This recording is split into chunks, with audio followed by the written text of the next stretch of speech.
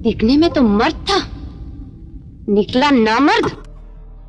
Sex करोगे हमारे साथ? कह रहे हो सेक्स करोगे हमारे साथ? ये औरत तो ऐसी होती है कि वह सेक्स से कभी सेटिस्फाई नहीं होती। उनके साथ जितना ज़्यादा सेक्स करें उतना ही कम है। हम कितनी देर तक सेक्स करें कि एक औरत संतुष्ट हो जाए?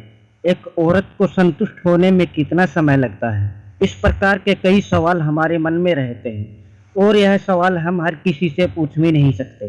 तो चलिए दोस्तों, आज हम आपको बताते हैं कि नॉर्मल सेक्स टाइम कितना होना चाहिए और किस प्रकार सेक्स करने से एक औरत संतुष्ट होती है। तो एक्चुअली कितने टाइम तक सेक्स चलना चाहिए और कितना सेक्स टाइम होना ज़रूरी है, इन सब के बारे में आज हम बात करेंगे। हम किसी औरत के साथ कितना सेक्स करें कि वह सेटिस्फाई हो जाए। दोस्तों, हम पहले बात करते हैं नॉर्मल सेक्स टाइम के बारे में।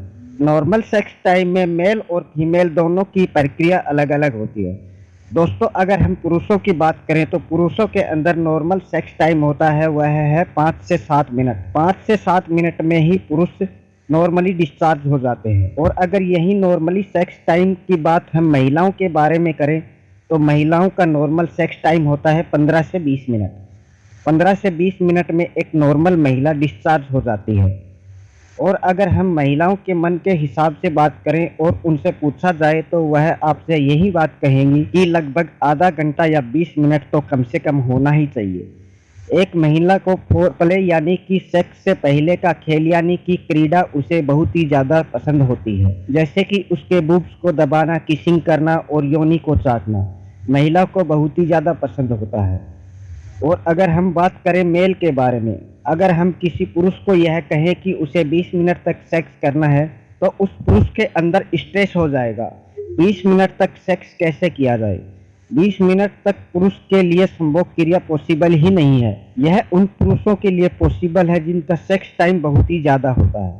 यदि अगर 4 से 5 मिनट तक परफॉर्म कर रहे हैं और आप प्ले भी बहुत ज़्यादा कर रहे हैं तो आप सही टाइम में संभोग कर रहे हैं। और एक पुरुष की स्टेमिना का टाइम जो होता है, जैसे कि आपने एक बार सेक्स कर लिया और उसके बाद दूसरी बार सेक्स करने के लिए कितनी देर में आप तैयार हो जाते हैं, यह भी किसी महिला के लिए बहुत मायने रखता है।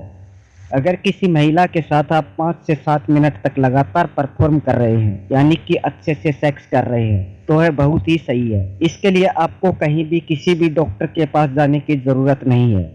अगर आपको फोरप्ले करने के बाद यानी कि महिला के साथ क्रीड़ा करने के बाद योनि में डालते ही अगर आपका सब कुछ निकल जाता है तो आपका सेक्स बहुत ही कम है और आपको डॉक्टर के पास जाने की सख्त आवश्यकता होती है। फोरप्ले के दौरान ही आप डिस्चार्ज हो जाते हैं। यह किसी भी पुरुष के लिए बहुत ही घातक हो सकता है। अगर आपको आपके टाइमिंग पर कंफर्मेशन है कि आपका टाइमिंग बहुत ही कम है तो इसको इग्नोर ना करें और तुरंत ही किसी डॉक्टर से जाकर मिलें और अपनी प्रॉब्लम को जानें और अपनी लाइफ स्टाइल को इम्प्रूव करें।